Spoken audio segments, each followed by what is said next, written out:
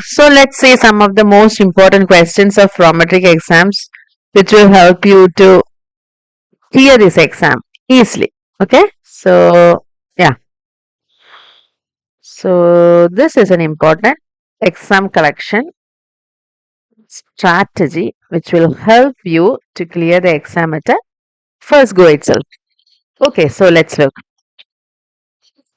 The nurse is planning care for several children who were admitted during the shift. The daily wage should be the plan of care for the child who is receiving. So the nurse is caring for children. Nurse is having so many children as patients. So it is a pediatric nurse.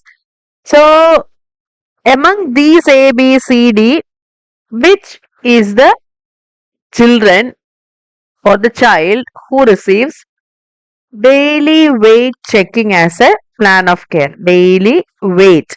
Okay. So you can see it's very easy itself, isn't it? Total parental nutrition, supplemental oxygen, intravenous anti-ineffective, and chest physiotherapy. Chest physiotherapy, do you think we need to check the weight? No. IV antibiotic, do you think we need to check the weight? No. For oxygen? No. Which is that it is total parental nutrition because the child is getting nutrition through the IV access to intravenously. So we should see, isn't it, daily how many kgs of weight gain is there for the patient. So with the if there is positive weight gain, which means we need to see the effectiveness of treatment. If there is no weight gain, again we should recheck the constituents of total parental nutrition. So the answer is very simple. Daily weights, it should be for total parental nutrition. Okay. The next question. The nurse is caring for a 4-year-old patient with the diagnosis of cystic fibrosis and pneumonia. See, the patient is having cystic fibrosis and pneumonia. The child is feeling better on the 3rd day and wants to play. So to answer this question, you should understand that a patient who is having cystic fibrosis and pneumonia needs chest physiotherapy as the treatment. Okay, chest physio as the treatment. So chest physio. If you know this thing, like if chest physio is the needed treatment modality for the children who is affected with cystic fibrosis and pneumonia, you can answer this question. See, among this, which is the option gives bit exercise to your chest? It is blowing bubbles, isn't it? When the child blow bubbles, there will be inhalation and exhalation, isn't it? So which is a sort of chest physio? So the answer is blowing bubbles, isn't it?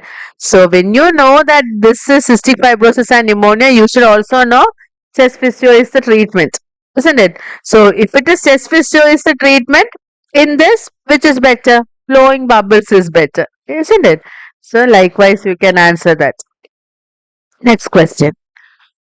The nurse is caring for an 8-year-old male. Shouldn't be 8-year-old male, it should be 8-year-old child with again cystic fibrosis.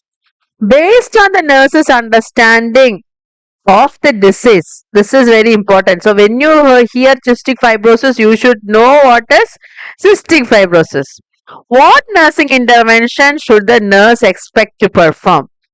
So among all these, this is a very direct answer. It is if you know about cystic fibrosis, you don't have to be confused about this answer. It is administering pancreatic enzymes with each meal. So cystic fibrosis, and so you should know what is cystic fibrosis. So my dear students, do you have any idea about cystic fibrosis? Okay, let's discuss one more question about this cystic fibrosis, and after we will just have a look at what is cystic fibrosis. Okay. So a nurse is caring for a child with a diagnosis of cystic fibrosis and pneumonia. The plan of care includes nebulizer treatment and chest physiotherapy. See, you give nebulization and you give chest physiotherapy.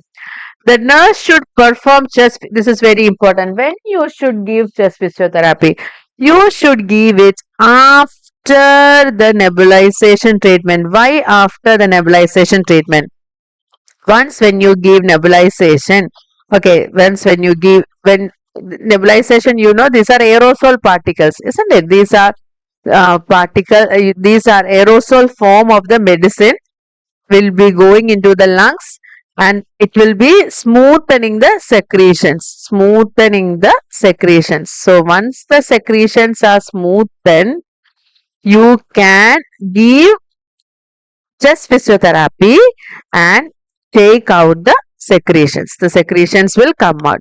So when you should give chest physiotherapy, it should be always given after the nebulization. Okay, it should be given after the nebulization.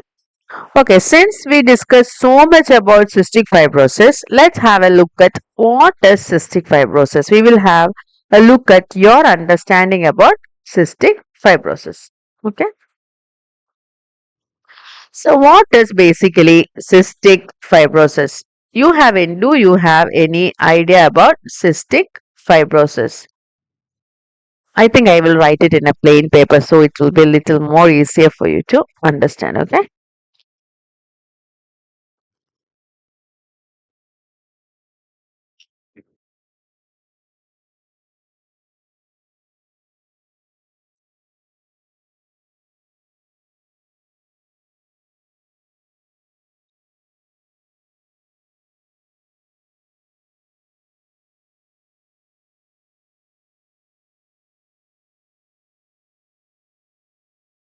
So, what is cystic fibrosis? So, when you say cystic fibrosis,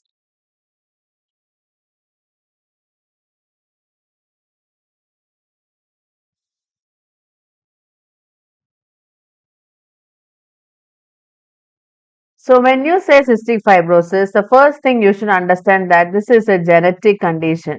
Okay, it is a genetic condition.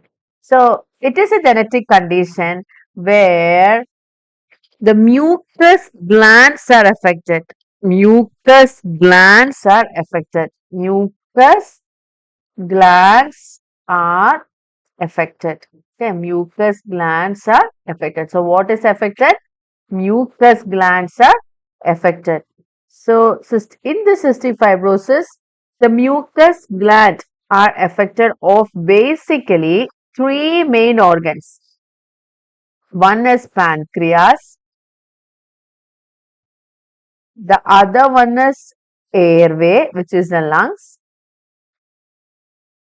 and the other one is reproductive organ.